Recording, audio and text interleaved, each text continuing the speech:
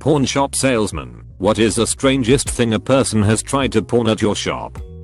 A guy comes in with a brick he spray painted gold, then got mad and threw it at my co-worker when he wouldn't look at it. So my co-worker grabbed a cattle prod he keeps beneath the counter and chased the guy into the street. Never saw him again. Had a guy couple years back try to sell me the bathroom in his apartment. He'd written up this kind legal looking thing, but when I told him the whole thing made no sense and that he didn't own the bathroom anyway, just rented it, well, the guy got upset. He told me that that was where he pooped and that had to be of some value and that I was a con artist. He was yelling about writing our governor on his way out the door. I used to live across the street from a large pawn shop with a roommate when I was in college. We'd frequented for their video games, books, and DVDs, but always noticed it had a closed off used porn section you had to ask to get into. We finally went in one day and noticed wall to wall DVDs and nudie mags, but what caught my attention the most was a mold of Jenna Jameson's lower half that you could have sex with. Who the hell bought it, and who the hell would buy it? I used to work for one of those roadshow businesses where we would set up shop in hotel banquet rooms and buy people's collectibles from them. Most of the time people brought in things like coins, gold and silver, and vintage guitars. We were doing a show in Tennessee, and while I'm sitting there at my workstation, one of the guys that worked for me just started busting out laughing. I look over and I see the lady that was sitting at his table walking out of the room. So I went over and asked him what was going on. He told me that she set shoebox down on his table, and when he asked what was in it, instead of her saying jewelry or coins or something normal that we see every day, she told him back in the 1960s I have a one night stand with Elvis Presley, and when he left my apartment I went into the bathroom and realized he didn't flush, so I saved it. She literally saved Elvis Presley's poop for 50 plus years. We didn't actually get to see it, nor would we have wanted to, but I couldn't imagine that it would still been preserved at all. Not me, but I have a buddy whose parents run a pawn shop. He had a lady come in with one of those gold-plated Pokemon cards from a Burger King promotion in the 90s, swearing it was solid gold and worth thousands. He told her there was no way it was gold, and that it was probably plated steel, but she wouldn't have it, and refused to leave until they examined it. To appease her he offered to test it, but warned her that if it wasn't real gold, the test would scar the card with a permanent black mark.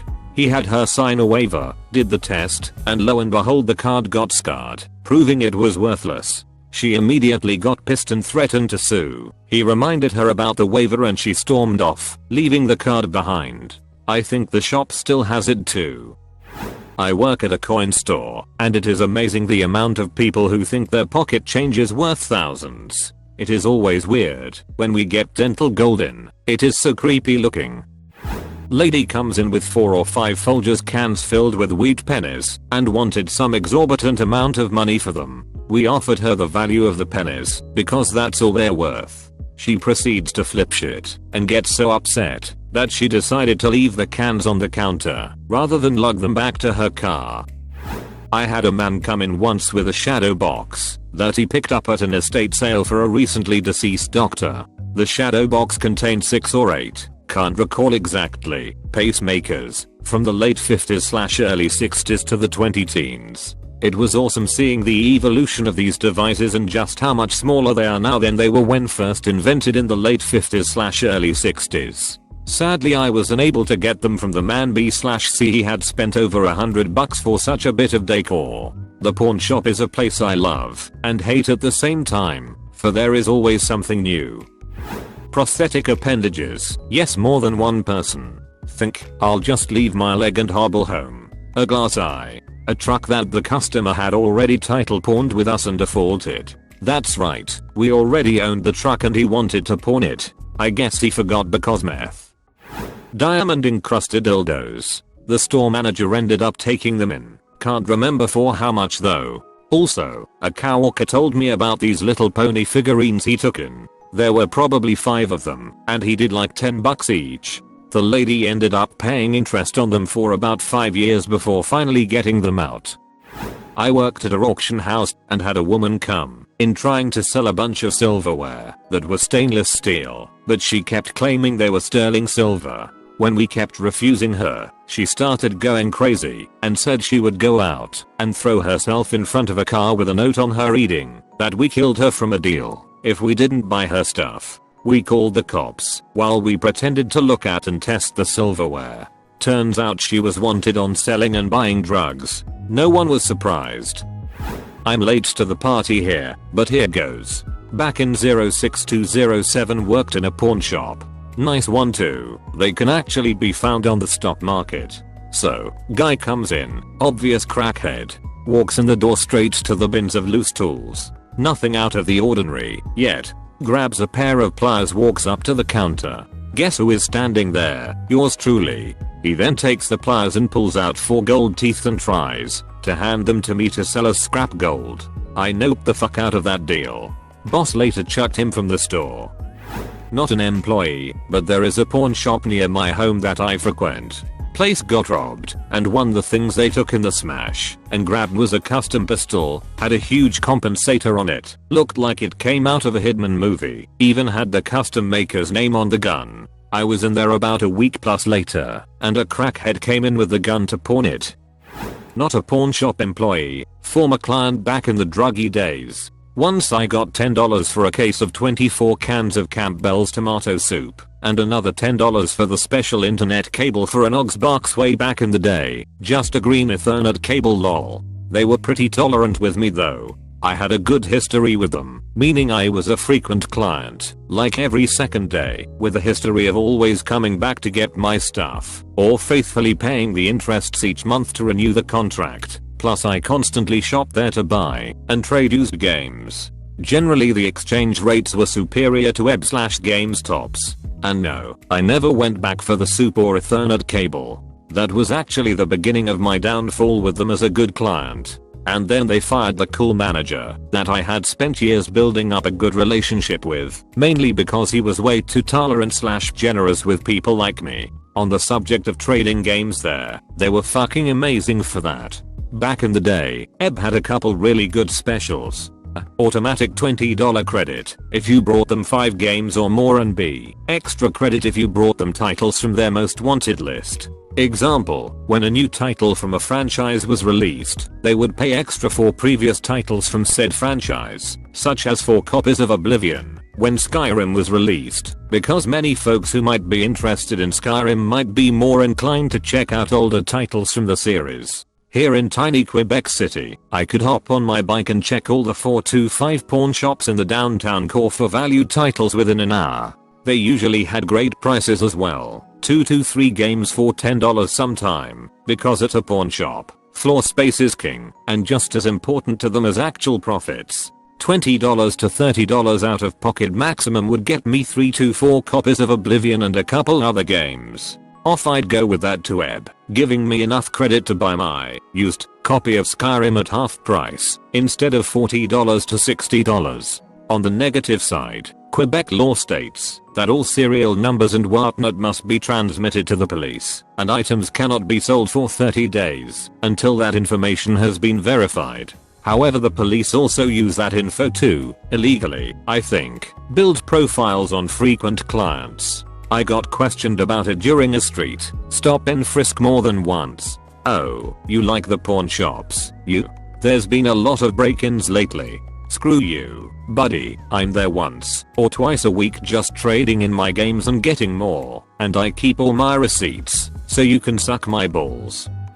Greetings, my given name is Richard Harrison and the facility we have entered is a retail establishment that specializes in unredeemed goods, which is the legal property of yours truly. I currently employ my paternal parental unit, alias, elderly male, and the offspring of oneself, whose given name is Corey Harrison, yet has assumed the identity, Large Hoss. Each individual item currently possessed by my Northeast retail establishment beholds a lengthy narrative, and of course, this being a legal retail establishment, can be acquired for reasonable compensation. I have been the legal facilitator of this established haberdashery since the year MCMXCV, and in those 60 years, I have been gradually informed that I shall, at no time in the past, future, or present, be aware of by means of observation or inquiry, any details whatsoever of the material goods that will proceed past the aperture of my structure, where goods are acquired and distributed simultaneously. I worked at a pawn shop for a few years and nothing really strange comes to mind, but there was a bullshit story I tell new hires. I remember when I first started, it was maybe just a few days after, this totally filthy guy comes crawling in the door. Actually, more like dragging himself in the door. We looked at this guy, like WTF. He dragged himself along the floor with his arms all the way up to the counter. He said he needed to make a payment. So I asked him for his ticket. When I looked at his ticket I couldn't believe it. He'd pawned his wheelchair 6 months ago. I'm not a pawnbroker. I'm just an occasional customer. I went in to pick up an box and the dude in front of me had this case in front of him. Couldn't see what was in it, but I overheard the broker talking to the dude. Sir, I don't care how clean you claim them to be, we don't take dildos. Thought it was pretty standard. Dude turns the case around to close it. There were 5 alien penis looking dildos. Multicolored motherfuckers. Huge too. Like the smallest looked like it was at least 1.5 feet long. Gross shit. I've worked at a pawn shop for about 10 or so years, so lots of strange stuff. One that stands out is a guy brought in a gold anchor pendant with a large diamond in the middle. The stone was larger than you would typically see in a piece like this, so I asked him about it. He said that when he got divorced he got his and her wedding's rings melted down and made into an anchor to remind him of how she was always weighing him down. The big diamond was off of the engagement ring. Another guy literally tried to sell me his grave. He had run a successful business when he was younger and bought a grave plot some time ago. He ran into harder times and his business folded, and he was trying to sell the grave plot, said it was in a really nice place. Didn't end up buying it though. Also lots of one ring plastic board game pieces that people tried to pass off as gold. I'm not a pawn owner, but I have a sister. We were in our college years, unintentionally breeding bunnies in her apartment in a hutch in the living room corner. Those cedar shavings and bunny poops were everywhere. The roommate screamed at her to clean up the mess. She had me drive her to the Walmart's, and she buys the cheapest vacuum cleaner available, a whopping $30. We go home. She uses the vacuum to suck up all the bunny mess under the hutch. Vacuum dies immediately because it's clogged with poo. Then I take her to the pawn shop per her request, where she pawns the broken vacuum full of bunny shit for $7. Also, she pulls out of her car a computer. The pawn owner boots it up giving her the sketch eye. Can you enter the password?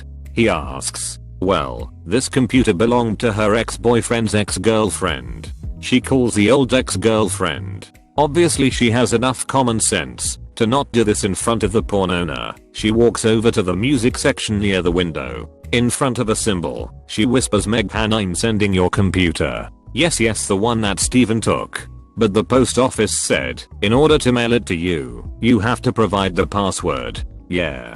It's for security purposes. Meghan gives her the password. She pawns the computer for $40. We then go drink $47 worth of Irish car bombs in the Russian bar, and lived happily ever after. TLDR, my little sister pawned a broken poop hoover and a locked computer for our drinking monies.